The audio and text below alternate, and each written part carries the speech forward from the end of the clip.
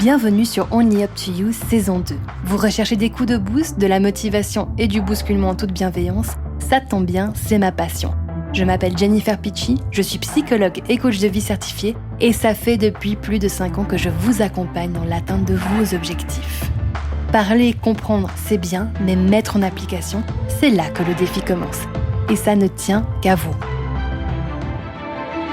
Hey, bonjour à tous et j'espère que vous allez bien. Alors aujourd'hui, on va parler de la peur du rejet et de l'abandon. Ces deux peurs qui sont très fréquentes font totalement partie du pilier courage. Et pour être totalement franche et honnête, je vais vous dire quelque chose. Moi, j'étais dans les deux cas de figure. J'ai été rejetée et abandonnée je ne sais pas combien de fois. Et depuis toute petite aussi. Mais j'ai aussi rejeté et abandonner des personnes. Et je pense que c'est intéressant aussi de parler de la peur du rejet dans les deux sens. La peur de soi-même se faire rejeter et abandonner, et la peur de devoir faire cela aussi aux autres dans le but d'avancer et d'évoluer dans notre vie. Si cette introduction vous fait déjà réagir, eh bien, tant mieux. Je vous invite aussi à aller écouter différents épisodes que je vais vous mettre en lien dans cet épisode qui ont à voir avec le syndrome du trop gentil, de la gentillesse, etc. Car souvent, en fait, ce que l'on doit développer comme aspect à notre psyché, notre personnalité, c'est la part, entre guillemets, dite agressive.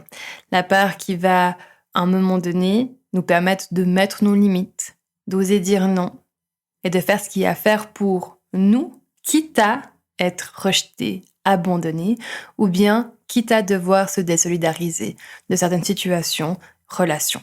Alors, ayant vécu les deux faces de la médaille, je peux aussi vous raconter la première fois que j'ai été rejetée et abandonnée.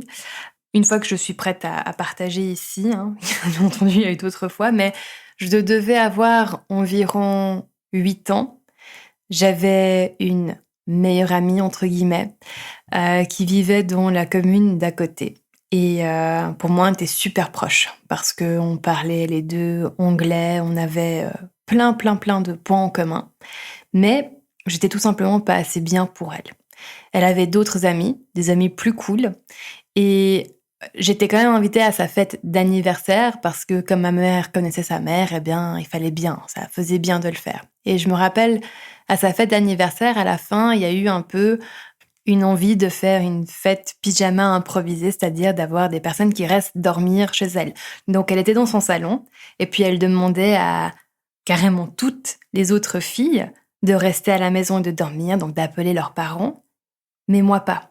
Elle m'a ignorée, j'étais un peu en retrait dans le coin. Sa mère a remarqué et a dit et t'as demandé, t'as pensé à Jennifer. Et là, mon amie, entre guillemets, a feinté l'oubli et ensuite a feinté aussi le malaise parce qu'il n'y avait plus assez de place.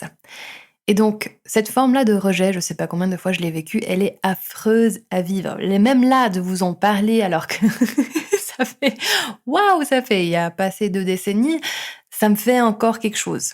Donc, il y a un truc qui est important avec les blessures, c'est que, combien même elles sont cicatrisées, elles ne disparaissent pas. Et puis, si on ne les guérit pas, elles peuvent nous animer pendant des décennies et des décennies après. Le temps, à ce niveau-là, oui, le temps fait son job, mais il faut autre chose aussi. Pour ce qui est de la blessure de l'abandon, je l'ai vécue et au niveau, on va dire, plus émotionnel, mais aussi au niveau physique. Donc au niveau émotionnel, c'est lorsque mes parents ont appris que j'avais été abusée et qui m'ont abandonnée émotionnellement parce qu'au lieu de faire ce qu'il y avait à faire et de me défendre, ils ont choisi de faire quelque chose qui était plus de l'ordre du politique, mon correct.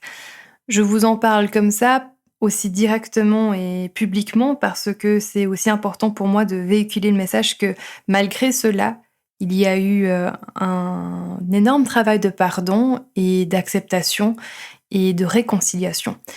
Donc l'abandon, je l'ai vécu de cette manière, mais je l'ai aussi vécu avec, à nouveau, une amitié où du jour au lendemain, cette personne m'a coupée de sa vie. J'ai appris par la suite que c'était parce qu'il y avait une rencontre, etc., etc., etc.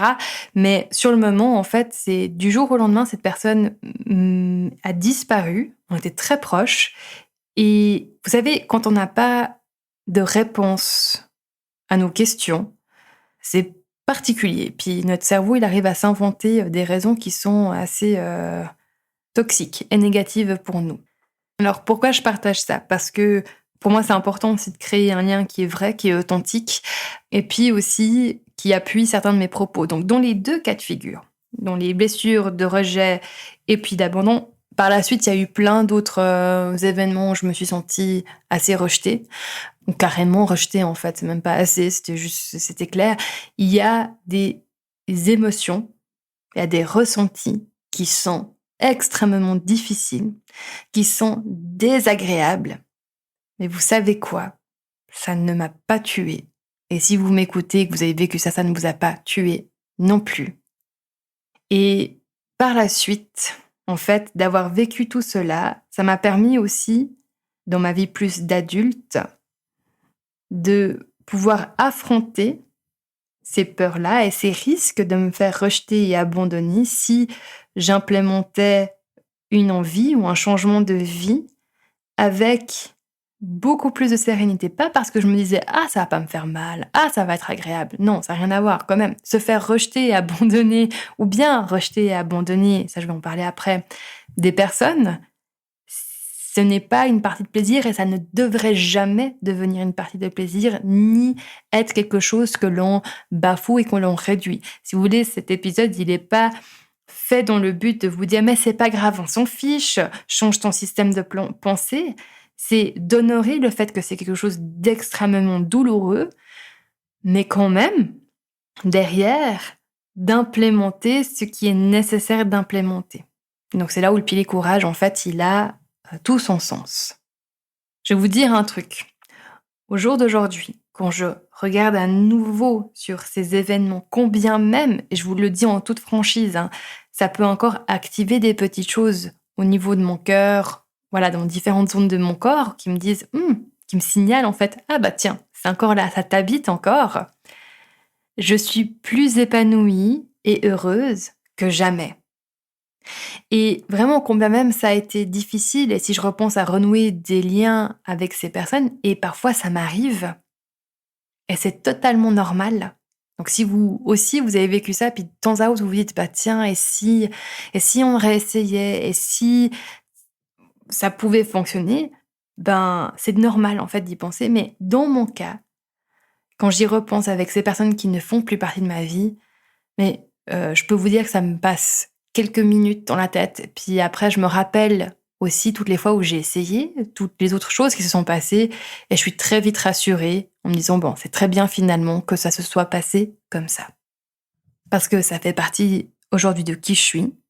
Parce que au final, combien même on m'a envoyé des courants, des baffes dans la gueule, j'ai toujours compris comment reprendre un petit peu le contrôle de mon navire intérieur. Vous savez que j'adore cette métaphore, mais c'est vraiment comme ça que je nous vois. On est chacun notre capitaine de notre navire. Et ben combien même j'ai eu des tempêtes, ou parfois carrément des sécheresses où j'avais plus d'océan parce qu'il n'y avait plus personne.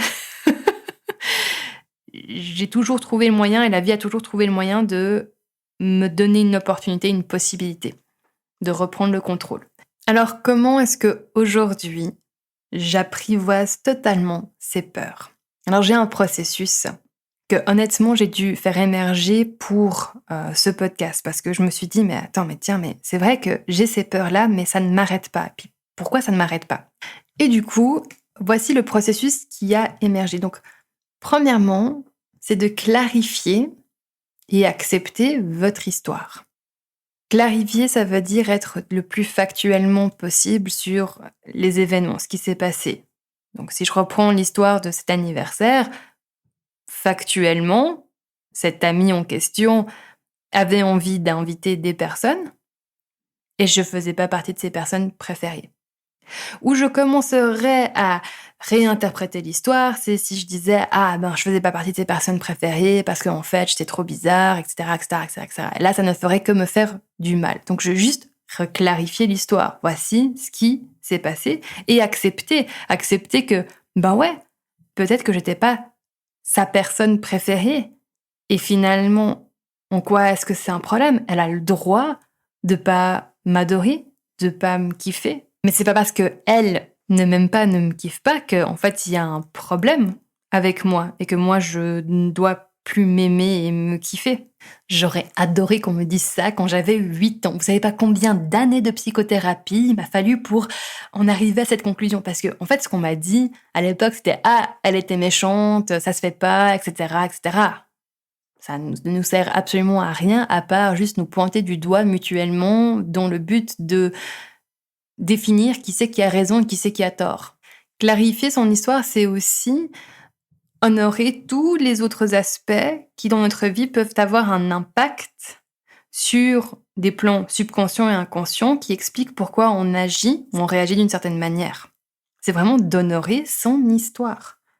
Et du coup, de se réapproprier son histoire. Réapproprier son histoire, c'est en étant capable de dire, eh ben là, j'ai été rejetée, abandonnée. Ou bien là, en fait, j'ai fauté, j'ai merdé. Et ce qui se passait pour moi à ce moment-là, c'était ça.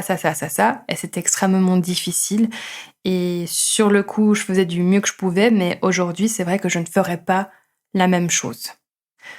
Accepter, honorer, clarifier et se réapproprier son histoire, c'est aussi savoir demander pardon aux autres, présenter ses excuses, mais c'est aussi leur laisser savoir, si ces personnes font encore partie de leur vie, de votre vie, et que c'est important pour vous, de leur laisser savoir que ça, en fait, c'est pas OK.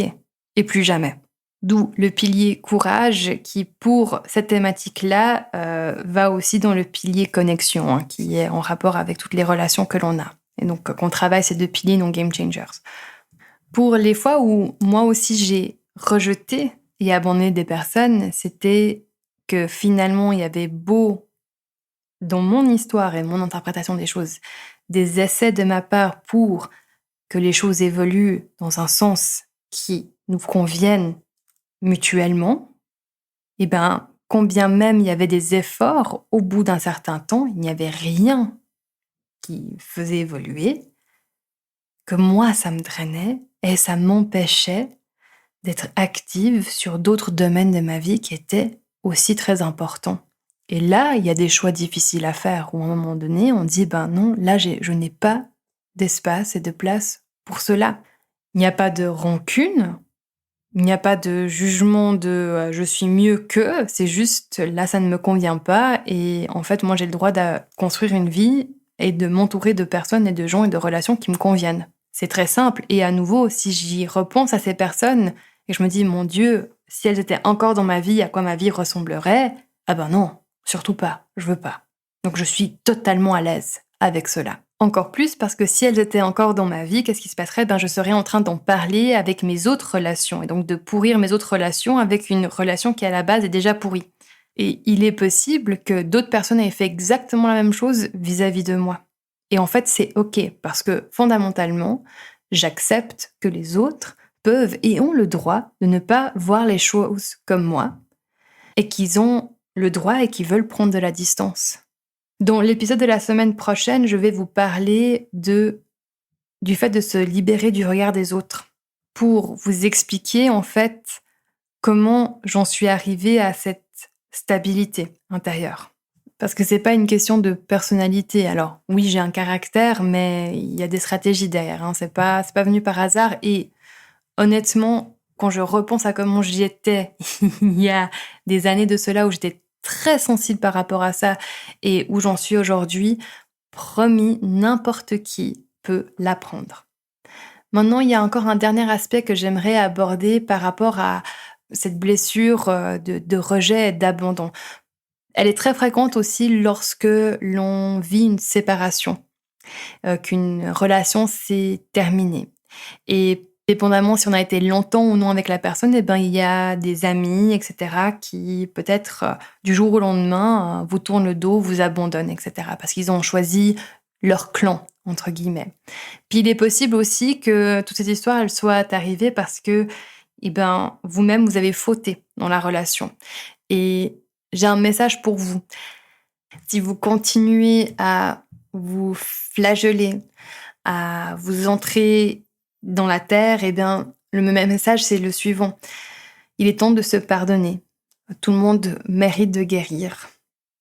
Et l'on peut être extrêmement dur avec soi-même et ça ne réglera pas la situation. Quand même on a fait des conneries, des erreurs, on n'a pas besoin de continuellement se punir. Ça ne veut pas dire que c'était pas grave, ok ? Mais l'on fait rarement du mal aux autres par pure cruauté.